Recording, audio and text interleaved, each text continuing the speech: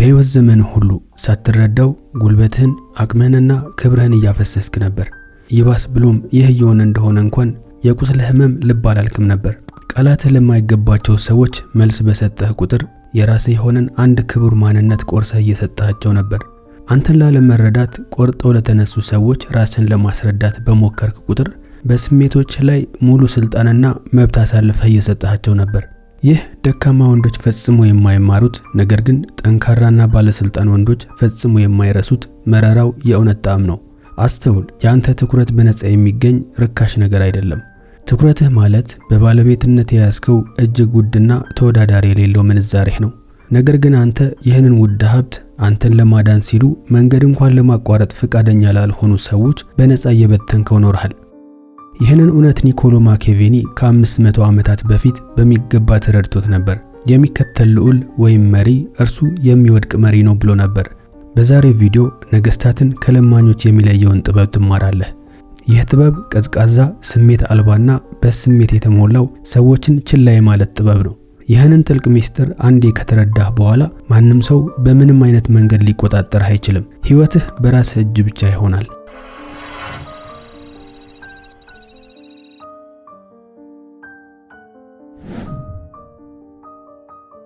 ኒኮሎ ማኪያቬሊ በፍሎረንስ ከተማ ጥላ ስር ሆኖ ታላላቅ ግዛቶች ሲገነቡና ሲፈርሱ ይመለከት ነበር። መሳፍንትን፣ ሊቃነ ጳጳሳትንና ታላላቅ ጄኔራሎችን በጥልቀት ያጠና ነበር። አንድ የቀዶ ጥገና ሐኪም የሰውን አካል እንደሚተነትን ሁሉ እርሱም የስልጣንን ምንነት ይተነትን ነበር። ከነዚህ ሁሉ ጥልቅ ምልከታዎች በኋላ ከአውደ ውጊያ ጩኸት የበለጠ ጎልቶ የሚሰማ አንድ እውነት አስተጋባ። ያም አሳዳጅ የሆነ ሰው ሁሌም ተሸናፊ ነው። ራሱን የገታና ወደ ኋላ ያፈገፈገ ሰው ግን ሁሌም አሸናፊና ገዢ እንደሆነ የሚገልጽ ነበር። ማኪያቬሊ በፍትሃዊነት አያምንም ነበር። እርሱ የሚያምነው በውጤት ብቻ ነበር። ታሪክ የሚያሳየን ውጤት ደግሞ ሁልጊዜም አንድ ነገር ነው። መገኘታቸውን የነፈጉና ራሳቸውን ያገለሉ ሰዎች እንደ ማግኔት ሳቢ ይሆናሉ። ራሳቸውን በነፃ የሰጡ ሰዎች ግን በቀላሉ የሚረሱና ዋጋ ቢስ ይሆናሉ። ለሚሰነዘርበት ስድብ ሁሉ መልስ የሚሰጥ ልዑል በራስ የመተማመን ስሜት እንደሌለው ይቆጠራል። ለሚነሳበት ትችት ሁሉ መልስ የሚሰጥ መሪ ራሱን ለመከላከል እንደተጨነቀ ይታያል። ነገር ግን በዝምታ የሚቀመጠው ጠላቶቹ በባዶ እንዲጮህ የሚፈቅደው ልዑል እርሱ እጅግ የሚፈራና የሚከበር ነው። ምክንያቱም ዝምታ ማለት ባዶነት አይደለም። ዝምታ ከባድ መግለጫ ነው። ዝምታ ማለት አንተ ለኔ ምላሽ የምትመጥን አይደለህም የሚል መልእክት ይሰጣል። ዝምታ ማለት አንተ መኖርህና አለመኖርህ ለኔ የሚሰጠው ስሜት የለም፣ ጉልበቴን የሚጨርስብህ አይደለህም ማለት ነው። ዝምታ ማለት እኔ የምንቀሳቀሰው አንተ ልትደርስበት በማትችለው የላቀ ደረጃ ላይ ነው የሚል ምላሽ የሚሰጥ የብልሆች ቋንቋ ነው። ለዚህም ነው ማኪያቬሊ መሪዎች እንደ ቀበሮ ብልህና እንደ አንበሳ ጠንካራ መሆን አለባቸው ብሎ የመከረው። ቀበሮ የትኛውን ወጥመድ ማስወገድ እንዳለበት ለማወቅ በቂ ብልሃት አለው። አንበሳ ደግሞ የትኛዎቹ ውጊያዎች ለእርሱ ክብር እንደማይመጥኑና ዝቅ እንደሚያደርጉት ለማወቅ በቂ ጥንካሬና ኩራት አለው።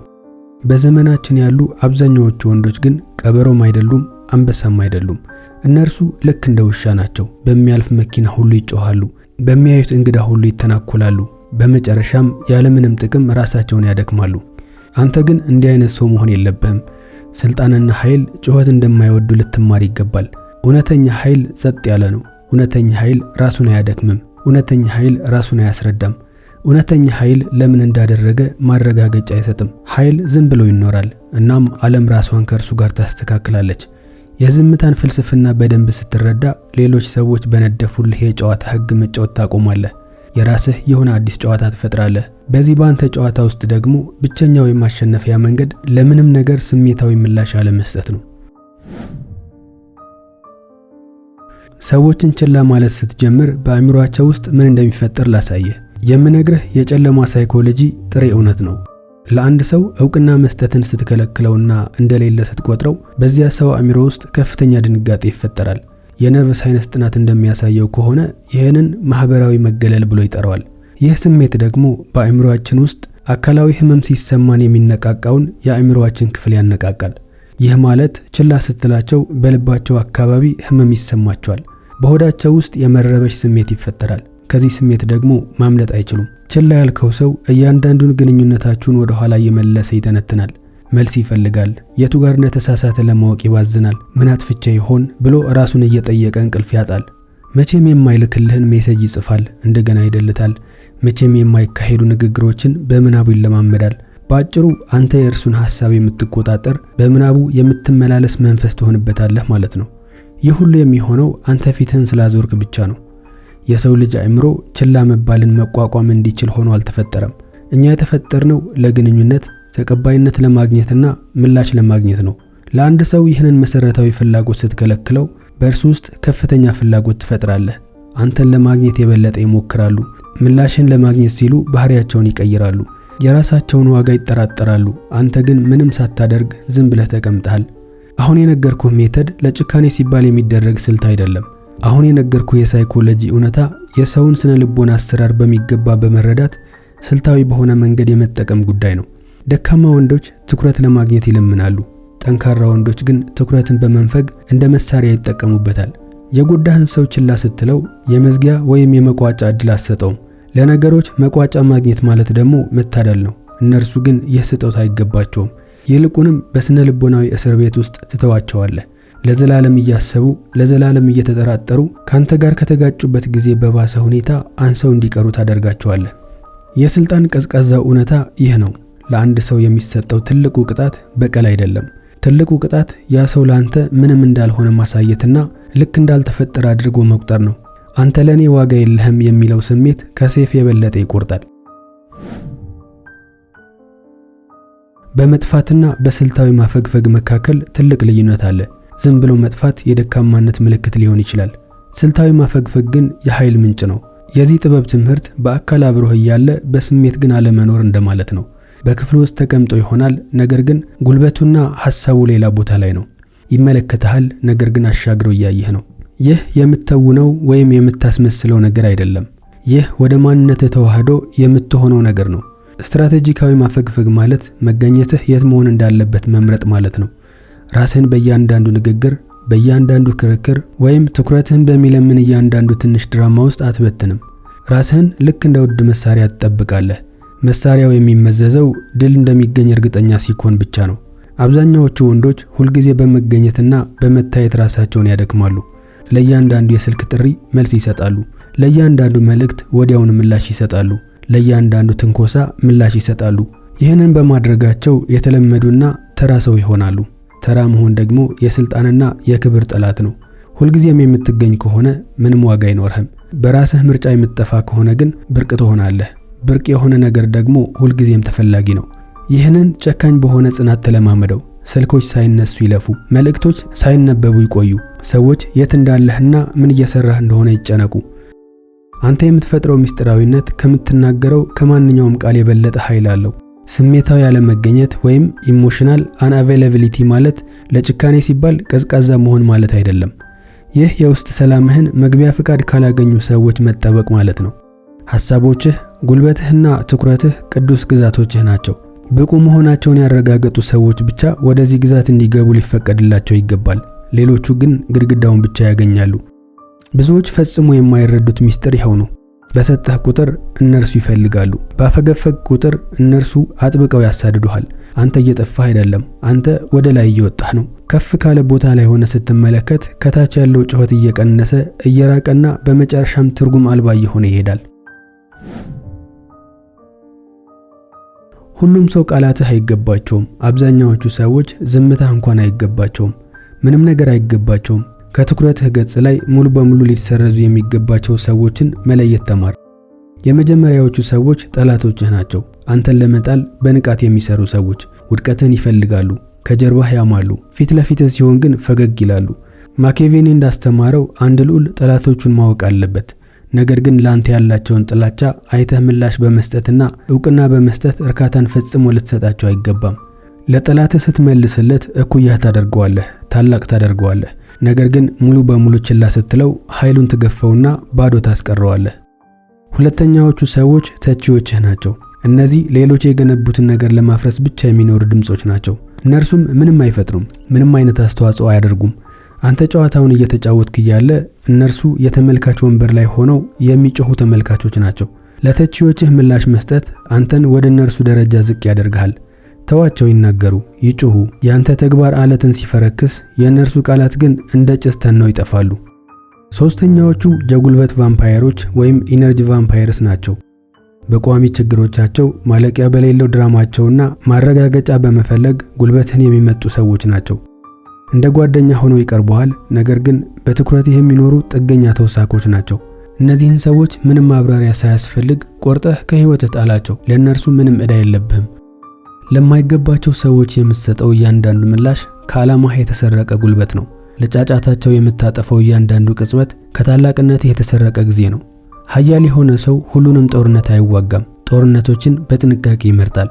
የተቀሩትን ደግሞ በራሳቸው ጊዜ እንዲቃጠሉና እንዲጠፉ ይተዋቸዋል። ዝምታህ ስሜት አልባ መሆን አይደለም። ዝምታህ አንተ ልትናገር የማትችለው እጅግ ከባዱና ጮክ ያለ ንግግርህ ነው።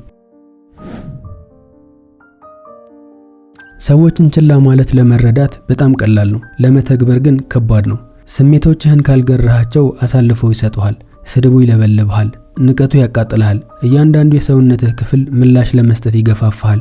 ደካማ ወንዶች የሚወድቁት እዚህ ጋር ነው። ስልቱን ያውቁታል፣ ነገር ግን ስሜታቸውን መቆጣጠር አይችሉም። አንተ ግን ስሜትህን በመደበቅ ሳይሆን ስሜትህን በመሻር ምንም እንዳይሰማህ ራስህን ማሰልጠን አለብህ። ስቶይኮች ይህንን አፓቲያ ብለው ይጠሩታል። ይህ ማለት ውጫዊ ክስተቶች የውስጥ ሰላምህን ሊረብሹ የማይችሉበት ደረጃ ማለት ነው። ማኪያቬሊ ደግሞ ቪርቹ በማለት ይጠራዋል። አንድ ሰው በስሜታዊነት ሳይሆን በትክክለኛ ስሌት እንዲንቀሳቀስ የሚያስችለው ቀዝቃዛ ራስን የመግዛት ጥበብ ማለት ነው። በጥቃቅን ትንኮሳዎች ጀምር። አንድ ሰው ክብር ሲነሳህ ቆም በል፣ በረጅሙ ተንፍስ፣ ቁጣህ ይቀስቀስ። ከዚያም ሁኔታው ያለምንም እርምጃ አለፈው። እጆችህን አትጨብጥ፣ የፊትህን ገጽታ አትቀይር። እንደ ድንጋይ ጠንካራ ሁን። ግዴለሽነት መገለጫ እስኪሆን ድረስ ይህንን በየቀኑ ተለማመደው። ምላሾቹን መቆጣጠር የማይችል ሰው አሻንጉሊት ነው። ማንም ሰው ገመዱን እየጎተተ ሊጫወትበት ይችላል። ነገር ግን ግዴለሽነትን የተካነ ሰው ማንም ሊነካው አይችልም። ልትሰድበው ትችላለህ፣ እርሱ ግን የማያውቀውን ቋንቋ እንደምትናገር ሰው ይቆጥራል። ልትከዳው ትችላለህ፣ እርሱ ግን ያለምንም ድራማ በቀላሉ ከህይወቱ ይሰርዝሃል። ምንም ነገር ማረጋገጥ አያስፈልገውም፣ ምክንያቱም ኃይሉ የውስጡ ነው።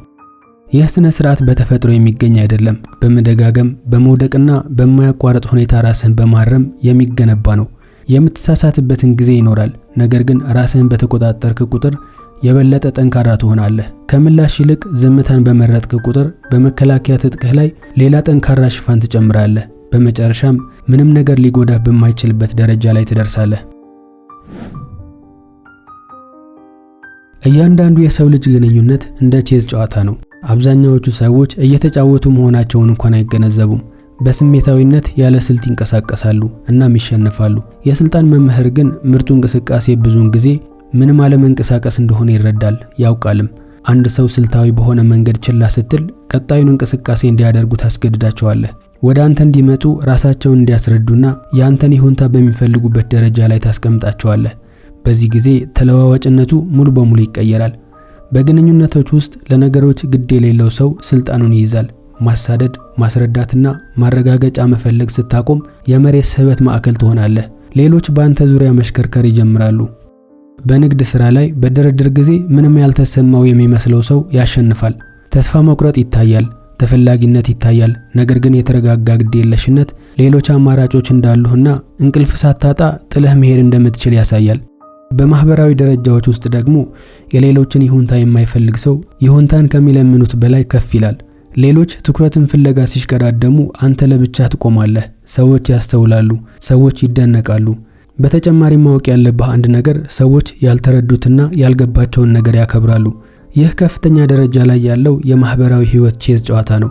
እያንዳንዱን የቼዝ ጠጠር በመብላት አታሸንፍም። ጉልበትን በመቆጠብ ለመነበብ አስቸጋሪ በመሆንና መጠቀሚያ ለመሆን ፈቃደኛ ባለመሆን በትንሽ ጥረት የጨዋታ ሰሌዳውን በመቆጣጠር ታሸንፋለህ። ጨዋታው ሁል ጊዜ እየተካሄደ ነው። ብቸኛው ጥያቄ አንተ የጨዋታው መሪ ነህ ወይስ ተራ ወታደር ነህ የሚለው ነው። አብዛኛዎቹን ወንዶች የሚያጠፋው ወጥመድ ይህ ነው።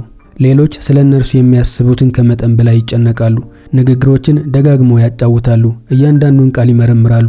ተቀባይነትን ወይም ውድቅ መደረግን ይፈልጋሉ። ይህ በማህበራዊ ግንዛቤ ስም የተሸነፈ ባርነት ነው። ስለ ሌሎች ሰዎች አስተያየት ስትጨነቅ የአእምሮህን ቁልፍ አሳልፈህ ትሰጣቸዋለህ። በምስጋና ሊያነሱ ወይም በትችት ሊያጠፉ ይችላሉ። ስሜታዊ ሁኔታ በውጫዊ ማረጋገጫ ላይ የተመሰረተ ይሆናል። በዚያን ጊዜ ነፃ አይደለህም። ማኪያቬሊ ስለዚህ ድክመት አስጠንቅቋል። በሁሉም ሰው ለመወደድ የሚፈልግ ልዑል በማንም አይወደድም። መጠላትን የሚፈራ ልዑል በፍርሃት ላይ የተመሰረቱ ውሳኔዎችን ይወስናል። ማረጋገጫ የመፈለግ ፍላጎት የስልጣን ሞት ነው። ከልጅነታችን ጀምሮ ማረጋገጫ እንድንፈልግ ተደርገን ተቀርጸናል። ይህንን ፕሮግራም መስበር ከባድ ነው፣ ግን የግድ አስፈላጊ ነው። ማረጋገጫ የማያስፈልገው ሰው ሊቆጣጠሩት አይችሉም። በምስጋና በመደለል ወይም በመተቸት ልታስፈራራው አትችልም። እርሱ የሚመራው በውስጣዊ ኮምፓስ ነው። ማረጋገጫ በምትፈልግበት ጊዜ ራስህን በመታዘብ ጀምር። ሌሎችን ለማስደሰት ቃላትህን ስትቀይር ወይም በፍርድ ፍርሃት ስታመነታ ራስህን ያዝ። ማረጋገጫ ሳትፈልግ በወሰንክ ቁጥር ሰንሰለቱን ታላለዋለህ። ከመጠን በላይ መጨነቅም የጥሩ ሰው ምልክት አይደለም፣ ድክመት ነው። ኃያል ሰው ስለ ዓላማው፣ ስለ ተልእኮውና ስለ ትሩፋቱ በጥልቀት ይጨነቃል። ነገር ግን ስለማይጠቅሙ አስተያየቶች አይጨነቅም። ልዩነቱን ተማር። እናም እንደለበስካቸው እንኳን የማታውቃቸውን ሰንሰለቶች ትበጣጥሳለህ። እስካሁን የተማርከው ነገር ሁሉ ወደዚህ ጊዜ ይመራሃል። ፍልስፍናው፣ ስነ ልቦናው፣ ስነ ስርዓቱ ሁሉም ወደ አንድ ለውጥ ይሰበሰባሉ። እርሱም የማትነካ ወይም አንተቸብል ወደ መሆን እየተቀየርክ ነው። ይህ ትዕቢት አይደለም። ይህ የአንተን ማንነት እንደገና መገንባት ነው። አንተን ለመጉዳት፣ ለማዘናጋት ወይም ለመቆጣጠር በሚፈልጉ ሰዎች የማይደረስበት ማንነት እየገነባህ ነው። የማይነካ ሰው ደግሞ አካሄዱ የተለየ ነው፣ አነጋገሩ የተለየ ነው። ማስታወቂያን የማይፈልግ ጸጥ ያለ ስልጣን አለው። ሰዎች ቃል ከመተንፈሱ በፊት ክብሩን ይሰማቸዋል። እርሱ ለትኩረት አይወዳደርም፣ ምክንያቱም ትኩረት ራሷ እሱን ትመርጣለች። ከሞኞች ጋር አይከራከርም፣ ምክንያቱም ዝምታ የበላይ መሳሪያ እንደሆነ ያውቃል። ማረጋገጫን አያሳድድም፣ ምክንያቱም ራሱን በራሱ ያረጋግጣል። አሁን የነገርኩህ ለውጥ ራስን በመግዛት በኩል የሚገኝ ነው። ምላሽ ላለመስጠት በወሰንክ ቁጥር የበለጠ ጠንካራ ትሆናለህ። ከድራማ ራስን ባገለልክ ቁጥር ከፍ ትላለህ። የማይነካ ሰው ያለ ምክንያት የተረጋጋና ቀዝቃዛ አይሆንም፣ መራጭ ነው። ለሚገባቸው ሰዎች ሙቀት ይሰጣል። ለሚያስፈልጉ ጊዜያት ቃላትን ይሰጣል። ከዓላማው ጋር ለሚጣጣሙ ውጊያዎች ጉልበት ይሰጣል። ሌላው ግን ምንም አያገኝም። የማኪያቬሊያን የስልጣን መጨረሻው እውነት ይሄ ነው። በስሜት ሊዘወር የሚችል ሰው በመጨረሻ መጥፋቱ አይቀርም። ነገር ግን ከማንም ምንም የማይፈልግ ሰው እርሱ ሊቆም የማይችል ኃይል ይሆናል። አንተ ልብ የለሽ እየሆንክ አይደለም፣ አንተ ሉዓላዊ እየሆንክ ነው። በውስጥህ ንግስና አለ። ሐሳቦችህ ግዛትህ ናቸው። ስሜቶችህ ተገዢዎችህ ናቸው። ትኩረትህ ወርቅህ ነው። በሮችህን አልፎ ማን መግባት እንዳለበት የምትወስነው አንተ ብቻ ነህ። ከዚህ ቀን ጀምሮ ምላሽ አትሰጥም። የሚጠቅምህ ከሆነ ብቻ ትመልሳለህ። አታስረዳም። ውጤቶችህ እንዲናገሩ ታደርጋለህ። አታሳድድም። በራስህ ጊዜ ትስባለህ። የማይነካ መሆን ማለት ይህ ነው። በጥላ ስር ለረጅም ጊዜ ቆይታል። ላደከሙ ሰዎች ጉልበትን ሰጥታል። አንተን ላለመረዳት ለወሰኑ ሰዎች ራስን አስረድታል። ራሳቸውን ማረጋገጥ ከማይችሉ ሰዎች ማረጋገጫን አሳድሃል። ያ ያንተ የቀድሞ ማንነት አሁን አብቅቷል። አሁን የሚወጣው ሰው የተለየ ነው። ትኩረት ምንዛሬ እንደሆነና በድጋሚ በከንቱ እንደማያባክነው ተረድቷል። ዝምታ ጥንካሬ እንደሆነ ያውቃል። ችላ ማለት ጥላቻ ሳይሆን ራስን የመጠየቅና የበላይነት ምልክት እንደሆነ ይገነዘባል። ከዚህ ቀን ጀምሮ በተለየ መንገድ ትንቀሳቀሳለህ። ትንሽ ትናገራለህ፣ ብዙ ታስተውላለህ። ለዓላማህ የሚጠቅም ከሆነ ብቻ ትሳተፋለህ። በግቦችህ፣ በእድገትህና በትሩፋትህ ላይ ብቻ ታተኩራለህ። ሰዎች ለውጡን ያስተውላሉ፣ ይፈትኑሃል፣ ሊያበሳጩህ ይሞክራሉ። አንተ ግን አትነቃነቅም። ቁጣህን፣ ብስጭትህን ወይም ዕውቅናህን እንኳን አትሰጣቸውም። ለህልውናቸው ዕውቅና በማይሰጥ ሰው ፊት እንደሚንከራተቱ መናፍስት ይሆናሉ። ይህ የስልጣን ንጹህ ቅርጽ ነው። ይህ ለዘመናዊ ህይወት የሚተገበር የህይወት ክህሎት ነው። ይህ ነገስታትን ከተራ ሰዎች፣ አሸናፊዎችን ከተጠቂዎች እና ህያው ታሪኮችን ከተረሱ ሰዎች የሚለየው ጨካኙ ሰዎችን ችላ የማለት ጥበብ ነው። አሁን ብዙዎች ፈጽሞ የማይረዱትን ዕውቀት ጨብጠሃል። በጥበብና በስልት ተጠቀምበት። የትኛውም የውጭ ኃይል ሊያፈርሰው የማይችል ግዛት በውስጥህ ለመገንባት ተጠቀምበት። ንግስናህ አሁን ይጀምራል። ሂድና ማንም የማይነካህና የማይጫወትብህ ኃይለኛ ሰው ሁን። የዛሬው ትምህርት በትንሹም ቢሆን ቁም ነገር ከጨበጥክበት በኮሜንት ሴክሽን ላይ ያሳውቀኝ። ሌላ ጊዜ በሌላ ቪዲዮ እንድንገናኝ ከፈለክ ደግሞ ቪዲዮውን ላይክ፣ ቻናሉን ሰብስክራይብ ማድረግ እንዳትረሳ። በሌላ ቪዲዮ እስክንገናኝ በያላችሁበት ሰላማችሁ ይብዛ። ባይ ባይ።